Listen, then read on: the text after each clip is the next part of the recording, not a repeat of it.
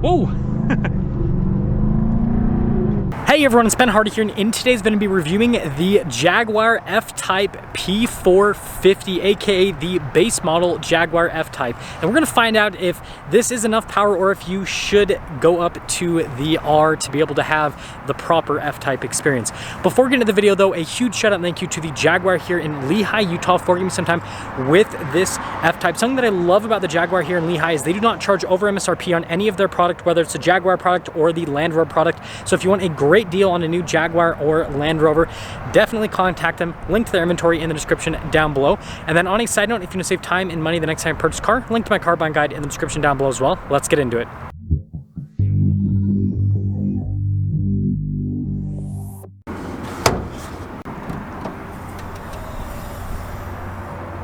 Under the hood, we have a supercharged 5-liter V8 that goes through an 8-speed automatic transmission. Fuel economy is 16 around town and then 24 on the highway, with power outputs being 444 horsepower and then 428 pound-feet of torque. And just like the F-Type R, this is all-wheel drive.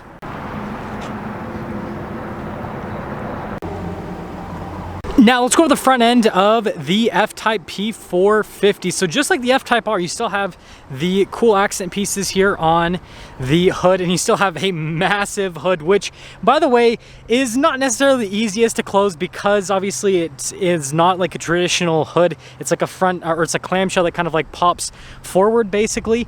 And so the best way to close it if you're doing this by yourself is to kind of like slowly lower it down, not all the way to the bottom, but like close to the bottom, and then just kind of like let it fall the rest of the way with putting a little bit of pressure. You want to be careful because you don't want to obviously break anything on the car, but yeah, it's a process. Best to do it with 2 people. But anyways, you guys can see here with the daytime running light and then the LED headlamp, really cool with that. We have our our Dynamic rather logo, and our Jaguar logo right there in the center. And then notice all the trim here is all blacked out, including the front splitter.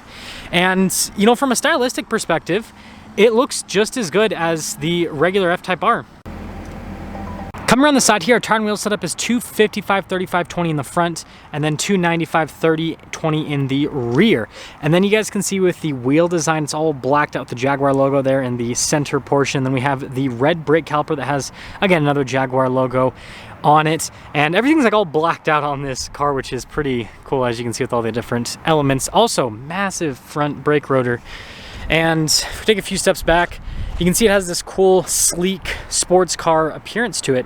So here is our key fob. You guys can see normal Jaguar key fob. We have our unlock function, lock function. This is to pop on the lights, and then this is to open up the rear hatch, which is fully automated. It has a cargo cover built in from the factory. Now this obviously is a 2-seater sports car, and so it's not necessarily the most practical from a storage space perspective, but still actually has a decent amount back here, which is great. And I love this little box you get. It's pretty nifty. But when you are done, you can just press this button right here, and that'll lower the hatch right back down, and that'll allow us to sum things up with the rest of the rear. So you guys can see here we've got the blacked out Jaguar logo, and then we have the F-Type signature taillights, which I'm a pretty big fan of. I think they look pretty cool. You guys can kind of see those look like with them flashing on. And then we have aggressive exhaust tips here with the diffuser, parking sensors, like all of it together is pretty crazy. And then another P450 all-wheel drive badge. And then you guys can see with the F-Type logo. So other than the badges, you can't really tell the difference between this and the R on the outside. Now let's take a quick look at the door panel. So you guys can see beautiful leather here at the top. Sorry about the lighting, it's absolutely atrocious. But anyways, red contrasted stitching, and then you can see it's perforated down below. I'll get you guys a better shot in a little bit. And then notice with, again, more of the stitching and leather here on the armrest area. We've got our window controls here with our mirror adjustments. Speaker for the Meridian sound system, all of our seat adjustments, and then we've got 3 different settings for the memory seats. Blind spot monitoring in the mirrors. And then you guys can see here with the front seat, got the Jaguar logo there. I love this design at the top of the seat. Perforated leather all down the center portion. And then you guys can see again with the red stitching. And then here's a quick look at the pedal layout. And then you guys can see here for the lane departure, open up the rear hatch, and then for the lights. Steering wheel is automatically adjustable, or power adjustable I should say rather. There's a better look at kind of like the seat setup, and well, let's pop in.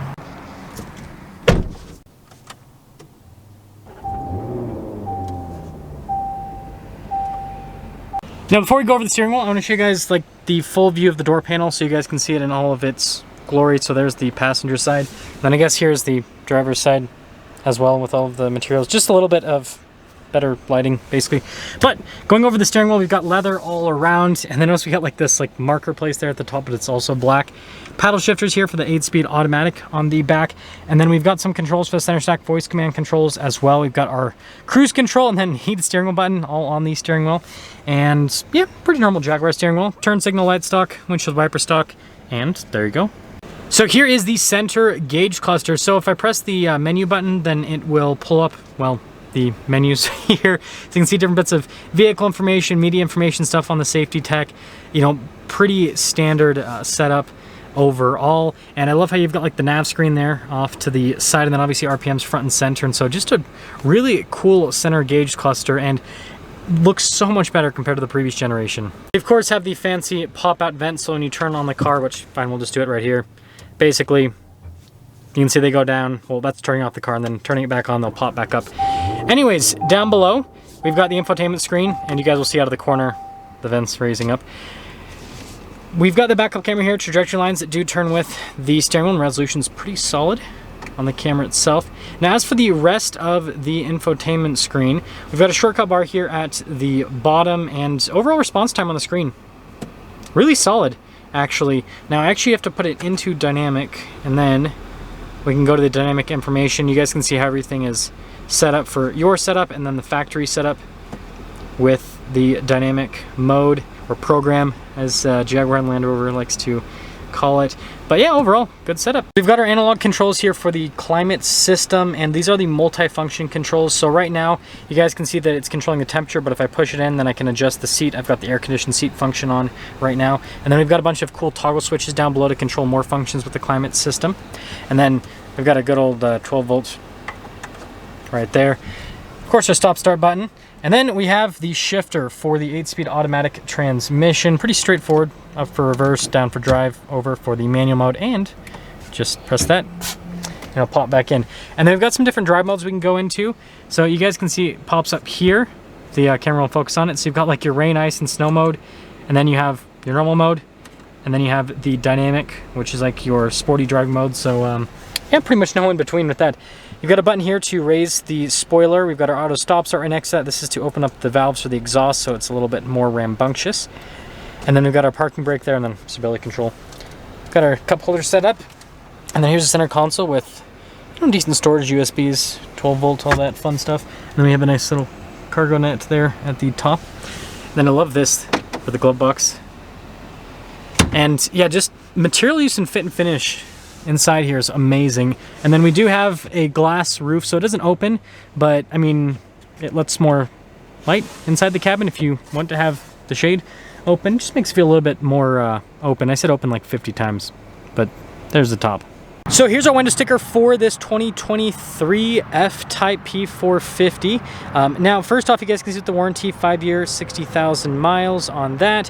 And then base price is $83,900, which makes this quite a bit less than the F-Type R. Total MSRP on this one is $101,090, which, yeah, I mean, compared to a loaded up F-Type R, it's like, what, $20,000, $30,000 less roughly, depending on options and everything. But yeah, let's take this out and see how it drives.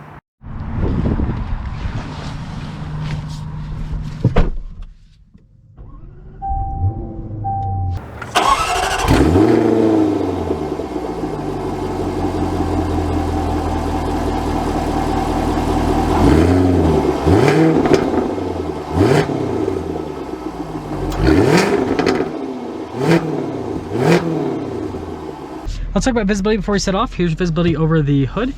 Those are the mirrors, which do have blind spot monitoring. And throughout the rest of the rear. And let's set off. Oh, setting off here in the quote-unquote base model F-Type, well, at least the base model powertrain. This one obviously is loaded up with quite a few options. And, you know, I actually saw a few reviews on this before I obviously am reviewing this myself. Just happened to be that way. And I heard a lot of people say that this, you know, feels like it's its own special car, and that a lot of car reviewers seem to like recommend this over the F-Type R. And so I'm very curious to see if that is reality, because you know, on the surface, this basically just looks like a detuned F-Type R because it has all-wheel drive like the F-Type R. It has the same exterior looks, same powertrain, just again, like, like, yeah, so I don't know. We'll see. I feel like I'm in an F-Type R, frankly. So it, you know, it still does the normal F-Type stuff. It still is, you know, a pretty comfortable, like, sporty car. Like, yeah, suspension is definitely on the firmer side of things when it comes to a luxury car, but when it comes to like a sports car, this is definitely more on the quote-unquote GT side of things, where, again, just smoother, more comfortable, and just more daily drivable overall. Pop it into the dynamic setting, so then it opens up the valves for the exhaust. And, you know, I will say that even though the new generation F-Type doesn't quite sound as rambunctious, I suppose, as the previous generation, it's not that big of a deal because, you know, you could fix that with an exhaust. This has auto stop start. That's crazy. Whoa! I think this might be louder than the F-Type R. What the heck? Okay, let's put it in manual mode. Or I'm in the sport shift mode.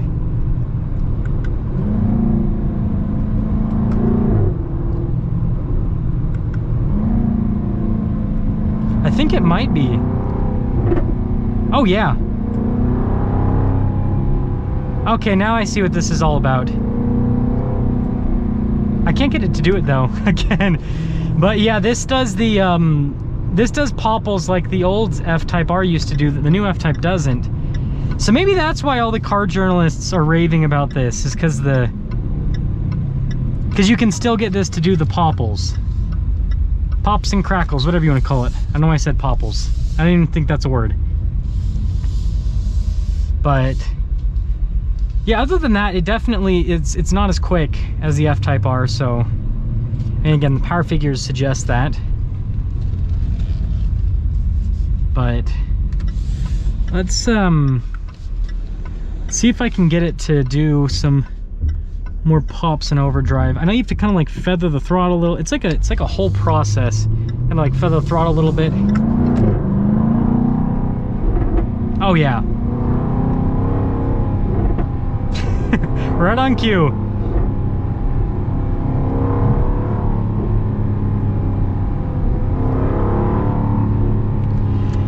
Yeah, I get it. I get it. It's fun. And this isn't exactly slow. Like, it's still quick. But yeah, this definitely sounds a lot better than the F-Type R from the exhaust perspective. But I'm kind of conflicted because, you know, you could just make the F-Type R sound like this and still have the power the F-Type R has with an aftermarket exhaust. So, like, yeah, I don't know. I guess summing things up, this looks just like the F-Type R. Like, it's super cool on the outside. Interior is top notch. Like, you can't, like, people used to be able to say that, you know, Jaguar products didn't exactly feel the nicest, but like, you can't say that anymore. Like, fit and finish is just like so nice. It's crazy, just the quality that you get with Jaguar products now. Again, from the fit and finish perspective and all that. And, you know, the 5.0 V8's been shown to be super reliable. And the F-Type itself actually has also been shown to be pretty dang reliable as well. I considered buying one of these a few years ago, and so I looked up a bunch of videos on the reliability, and it seemed like owners were having a really, like, positive experience with this, where it wasn't that much from a maintenance perspective. And again, the opposite of what you usually assume with a Jaguar model. See if I can get it one more pop and then we'll just, there you go. Let me know what you guys think about the P450, if you'd go for this or if you'd go for the F-Type R. That's because something's up for our video on this quote-unquote base model F-Type, well, at least the base model powertrain. A huge shout out and thank you to the Jaguar here in Lehi, Utah for giving me some time with this F-Type. Like I said, if you want to buy a new Jaguar Land Rover product with no markup over MSRP, they're the dealership to go to. I'll see you guys.